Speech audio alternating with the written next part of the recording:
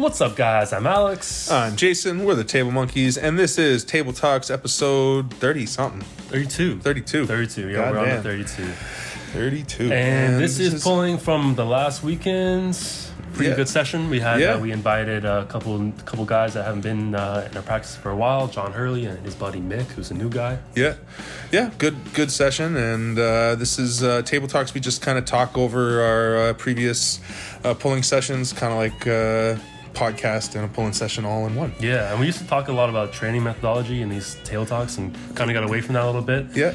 But today we want to talk about training a little bit because we've been watching Todd Hutching. Todd and Todd duo. Yeah, Hutchings has been there teaching Michael some conjugate method stuff. Yeah, some old school powerlifting training methodologies. Yeah, he's I don't know how much if he actually worked with Louis. He quotes Louis and talks about Louis a lot, so I don't know how closely he did actually work with Louis Simmons, but the gym that we both come from, Fortis Fitness, Sean is actually certified by Louis, like Westside certified. He's one of the only people, I think one of the only people outside of the States and one of the only guys in Canada anyway. So there's a lot of that kind of methodology at Fortis, right? Yeah, you'll see a lot of chains, a lot of bands and band setups. Yeah, every piece of equipment that Sean designs has like an attachment for bands, a place to like hook chains up. It's like always thought about in that context, and so it's a really cool training methodology, and we kind of wanted to talk about it a little bit and just how it relates to arm wrestling and just kind of how Todd Hutching, how he uses it, and maybe why it worked so good for him, and why it will work for people, but where maybe it circumstances where it might not work or where it could be misused. So obviously for Todd Hutching, currently he is a super strong individual, and it's very hard for him to find people to pull with that actually give him a challenge. Exactly. And I think as far as how he started arm wrestling, like he didn't really have a lot of guys to pull with very often, so he started training like this from a very early on, I believe, in his arm wrestling career, where he would max effort, which wasn't even that long ago. He started when he was like 35, which is the same time I started, which gives me so much hope. But like what you just said is he doesn't have anybody to challenge him now. Right. So part of the Conjugate method, when we should explain the Conjugate method, is including max effort days, speed days, and volume days as like the three main methodologies in your training week. Yeah, exactly. And the main focus of it is the idea that there's got to be a wave between when you do your max effort and when you do your speed day. And I can't remember exactly how the science plays out, but there's basically something that you're trying to trick in your body by having those 2 days in the same week, right? And then the reason it's called the Conjugate method is because you're always changing those max effort. And every week your max effort days changes. Yeah, or up to every 3 weeks. So it depends on, some people will do it where they'll do like a 3-week wave. So they'll do a certain movement for 3 weeks in a row and then change it. Other people, like the way Todd explains it, he changes it every week. So you're coming back to it, every couple months or every few months. And the idea behind that is just that you're always adapting, right? Yeah, and doing max effort work, which is a very important factor in getting stronger, obviously. Doing a max effort 1RM, that's what strength training is. Exactly. And so one of the guys, this is really interesting actually, is the idea that like Louis has been teaching this for like 30 plus years now. So there's a lot of guys that really understand it and have kind of taken it to another level, that teach it. So a couple of those guys would be like Mark Bell, Dave Tate, and J.M. Blakely is another one. So J.M. Blakely is the guy who Todd Hutching gets his JM presses from, right, for his elbows. So it's just an interesting point about how much influence Louis and Westside Barbell has had just in sports in general. So anyway, back to the max effort point. So for Todd Hutching, it's very hard for him to get a max effort pulling session in regularly. Like I think Michael Todd is probably the heaviest puller he's pulled in a long time. So usually, or most of the time, he needs a max effort day in his training to get that same stimulus, exactly. And to cause that adaptation, right? Because that's all the training is. Training is just a way to cause your body to adapt. And you can either cause it to get bigger by causing hypertrophy, or you can create strength changes, which are usually more neurological. So there's different ways to instigate all that kind of adaptation. But one of the other things that's really important with max effort, which is kind of the point here about not having anybody to pull with once you're at that top level, when you can't exert to that level, it's a lot different. So even if you, let's say, Todd Hutching, or even the way Devin trains now, like he just brought Matt Mask to give him somebody closer to his level so that he can get closer to those max effort things, because there's a big difference between going all out on one set than there is to getting yourself fatigued over a ton of volume and then going against somebody who's now close to your strength level, and it feels like a max effort because it's like you're totally like exerting everything you've got, but it's not actually max effort because you're just so fatigued that you're still only giving like 60 or 70% of what your actual max is, right? Yeah. And not to ramble so much and go on, but just to make the point, to bring it back around to how I was talking about all those other guys talking about training, Dave Tate makes this point that what training max effort is learning how to strain, which is why they're always doing a different exercise, because they don't care what exercise it is. They want to teach their brain to strain at full tilt and still be able to compute what's going on and still be aware of your surroundings. Right. Like that's what training a max effort is. Yeah. And I think that's when you get better at pulling. Like, don't you feel like when you're really in control on the table, you're like giving everything you've got, but you can feel that you just need to like rise a bit or push your elbow forward. You're like cognizant enough of the situation. Yeah. But going back to the idea of Todd Hutchings not being able to get a max effort day pulling, that's because he's at such a high level, right? Exactly. For us guys, and for most of the people watching, you can get a max effort day on the table on your pulling session, exactly, right? On your pulling day. So it doesn't make too much sense to also have a max effort day for side pressure and back pressure during the week. It actually, not only it clearly makes negative sense. Like, yes. It doesn't make sense at all. Yeah, it doesn't all make sense. Because you will overtrain. You will overtrain. You will damage. You will get. You might get injured. You know. But adding a speed day would make a lot of sense, because training a speed day on the table with a partner basically means you've got to find somebody weaker than you that's willing to just let you rip through them, which is horrible. Don't do that. That might happen one time. Yeah. Like, no, I'll pass on the next session. Yeah, exactly.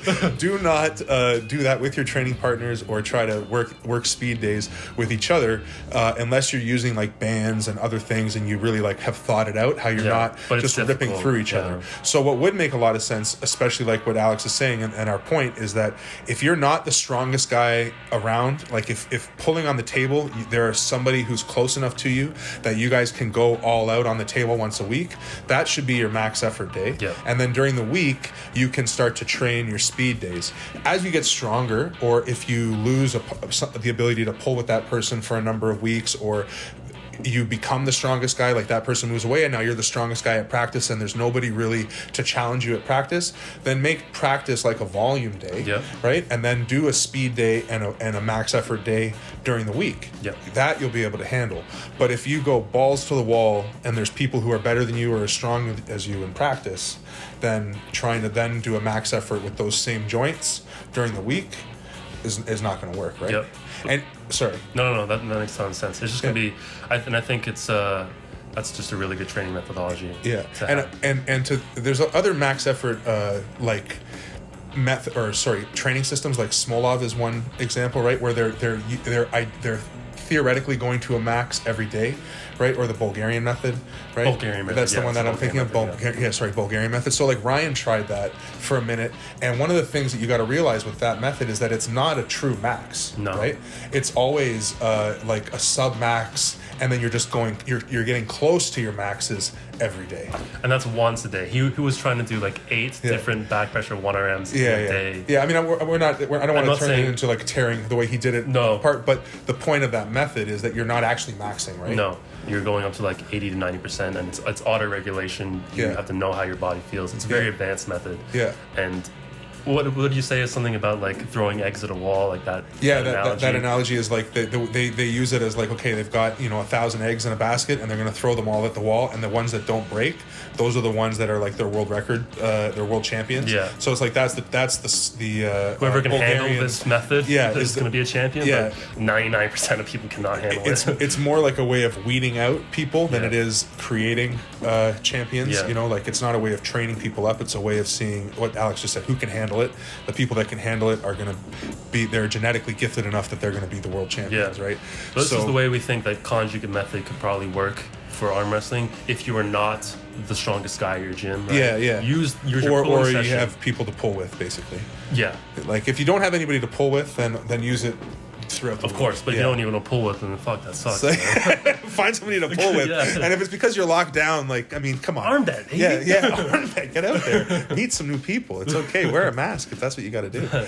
So use your pulling session as your max every day and learn how to strain, like we just said, on the table and get better at that, because obviously that's what you want to be able to do as an arm wrestler. Right. And then have your speed day and your volume day and your tendon strengthening days during the week. Yeah. And then, maybe you cycle, like maybe you arm wrestle hard 3 weeks out of the month, and then 1 week out of the month you take the time off the table and you test some max efforts that you want to gauge to see if you're getting stronger. Right, you could do like what you're doing on your speed day. You could do one back pressure, say you've got a back pressure and a side pressure on your speed day.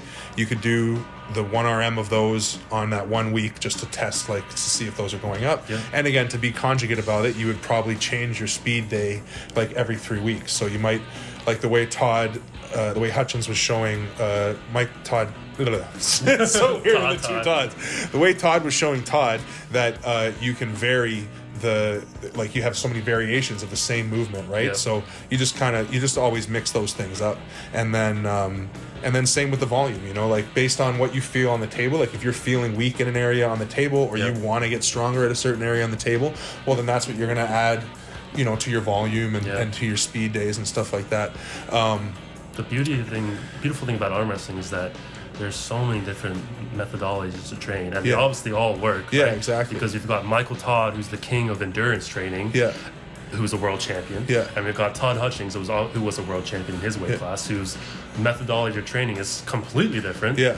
And they both work. And they both work, and Todd has shown, like, he's given a lot of people this training program, and it does work because Louis' program of like the conjugate method does definitely work. It just becomes a way of how do you apply it to your sport, and like you just said, like almost every training method has reasons that it works, but they all include very similar things. Like you always go into max effort, like that's why Michael Todd seeks out Corey Wessel all the time, right? Yeah. Because he wants a max effort training partner. Yeah, I was going to actually make that point, is that since he started pulling with Corey, he hasn't lost a right-handed match since he started pulling with Corey. And a lot of that could be because Corey is strong enough that he can actually give him closer to an actual max effort on his pulling days. Yep. And then all the volume work that he's doing is assisting, and then he's actually going to get stronger. Because if you don't cause a stimulus, right, then which is why like autoregulation, like a lot of people do periodization as opposed to conjugate method, and what they're changing, like the conjugate part of their method is the volume and intensity, right? Is how many reps and what intensity they're going to do it, and that's how they're trying to trick their body, but they're always doing the exact same movement.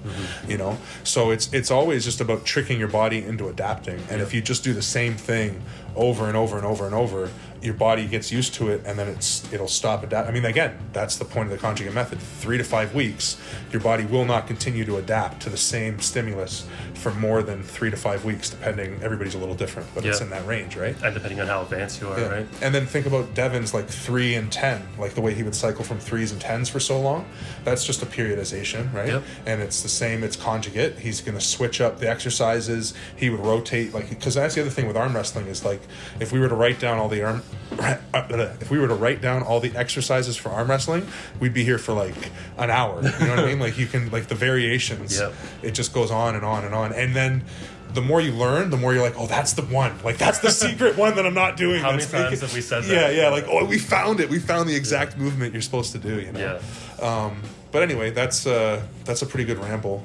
About training. And point is that you got to get a max effort session in a week if you want to continue making neurological adaptations and get stronger. Yeah. And then you got to have volume days so you can continue getting mass and getting bigger. Yeah. And speed days are again, they're going to... Acceleration is a big part of power, and it's also a big part of performance. And if you do it very specific, it's going to help you in your lanes on the table. Hone your technique, exactly, right? So the point is there's a bunch of different ways to train. We believe that unless you're the strongest guy or you just don't have people to train with, the table time should be your max effort day. Not that they're not valuable to be done in the gym, but if you're going full out on the table, you'll probably do more damage during the week than good if you're also doing max effort. Yeah, right? for sure. Yeah, your body can only take so much, and it does need time to recover between these max effort sessions, right? Definitely. Anyway, that was that's a the good video. Yeah. Let us know how you train. Maybe leave us some feedback. Yeah, definitely. People telling us what kind of methods you like to use. Let us know what your like weekly split is, or how you set up your pulling sessions, how often you pull. Yeah, and maybe let us know if you want to hear more of this training stuff, because we've been getting away from it a little bit, and it has a lot to do with there not being a fucking gym open in Toronto, so we feel like we want to show you guys how to train when we talk about training, but yeah. Anyway, like the video.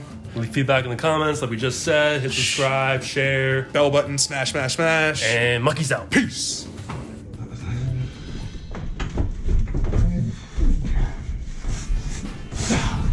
What a douchebag. Mike's gonna get